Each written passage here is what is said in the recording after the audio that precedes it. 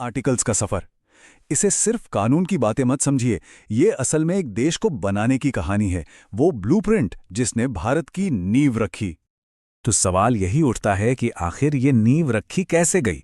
देखिए, ये कोई सूखा कानूनी दस्तावेज नहीं है, बल्कि ये एक राष्ट्र के बनने और उसकी पूरी संरचना की कहानी है। चलिए इसमें और गहराई से उतरते हैं। तो हमारी इस यात्रा का रोड मैप कुछ ऐसा रहेगा। सबसे पहले देखेंगे भारत का नक्शा, फिर जानेंगे कि नागरिक कौन है, उसके बाद आएंगे हमारे मौलिक अधिकार और फिर राज्य के क्या लक्ष्य हैं, और आखिर में इन सब को एक साथ जोड़कर देखेंगे कि ये संविधान की आत्मा कैसे बनती है।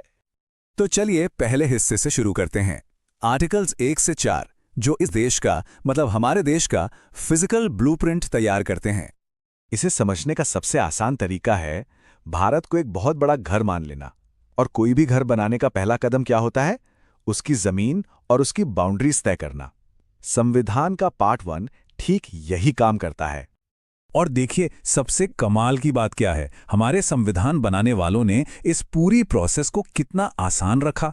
आर्टिकल 1 वो तो घर का नाम बताता है, इंडिया दैट इज भारत। फिर आता है आर्टिकल 2 जो कहता है कि संसद चाहे तो नए कमरे मतलब नए राज्य जोड़ सकती है। आर्टिकल 3 घर के अंदर का नक्शा बदलने की इजाजत देता है, किसी राज्य का नाम बदलना हो या उसकी बाउंड्री।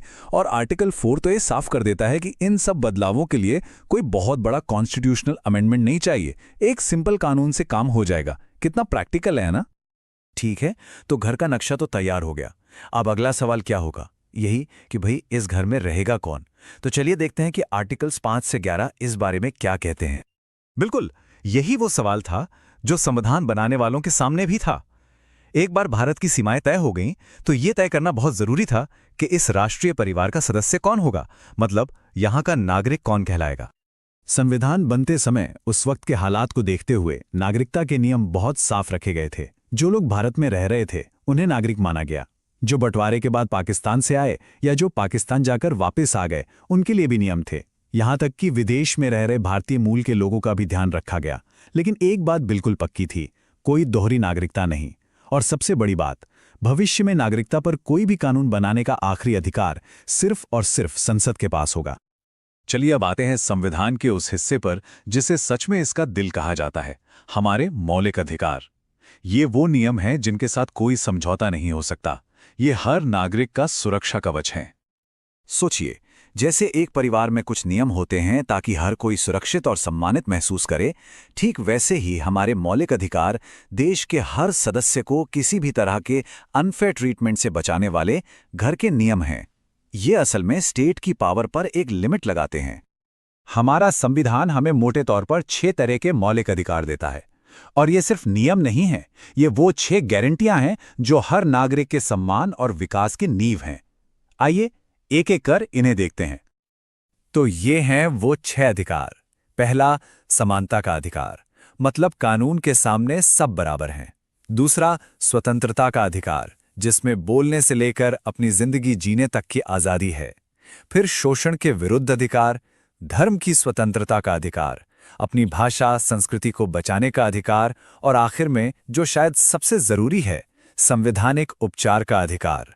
ये हमें पावर देता है कि अगर हमारे बाकी अधिकार छीने जाएं तो हम सीधे कोर्ट जा सकते हैं।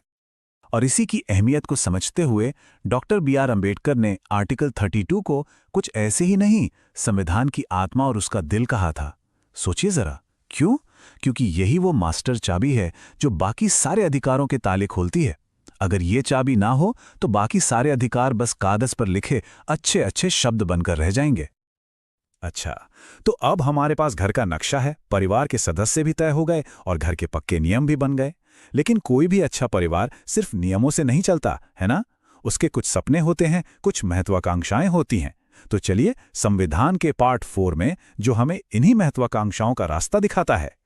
और ये महत्वाकांक्षाएं हैं राज्य के नीति निर्देशक तत्व या डायरेक्टिव प्रिंसिपल्स। ये वो साझा मूल्य हैं, वो लक्ष्य हैं जिन्हें देश को पाने की कोशिश करनी चाहिए।